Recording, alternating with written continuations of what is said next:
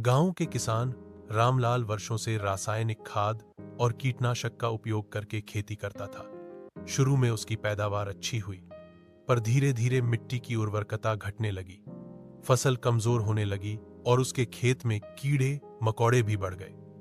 रामलाल कर्ज में डूब गया और परेशान रहने लगा। एक दिन गांव में कृषि विभाग से आए अधिकारी ने किसानों को जैविक खेती के बारे में बताया।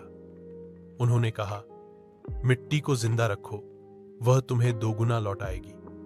गोबर की खाद, वर्मी कंपोस्ट, नीम का छिड़काव और मिश्रित फसलें अपनाओ तो मिट्टी उपजाऊ होगी और फसल भी सेहतमंद।